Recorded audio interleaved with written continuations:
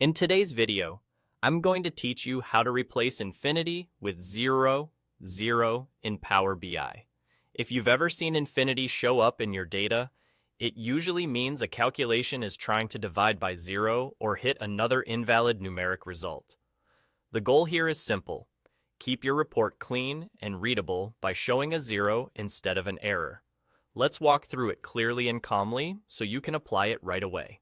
First, switch to the table view of your data, often called Data View in Power BI Desktop. This lets you look directly at your columns and the values they're returning, which is perfect for spotting infinity or other problem results. Next, click on the column header that contains those infinity values. This tells Power BI you want to edit the logic for that specific column.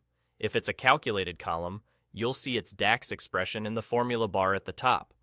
We're going to keep your existing logic exactly as it is, but wrap it so errors are handled gracefully. In the formula bar, take the original formula for that column and surround it with an opening and closing parenthesis. Then place that inside an IFERROR expression. Right after the original formula, add a comma, and then the number 0.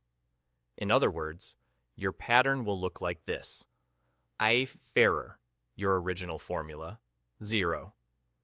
The double parentheses simply help keep the original formula grouped cleanly. And the comma separates what to return when everything works from what to show when there's an error. What this does is straightforward. If the original formula evaluates correctly, you'll get the expected value.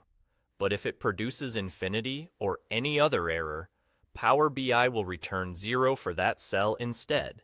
As soon as you apply this, scan your column again, and you should see those infinity entries replaced with zeros automatically.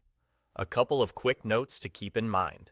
Replacing infinity with 0 is great for preventing visuals from breaking and for keeping end users from seeing confusing results.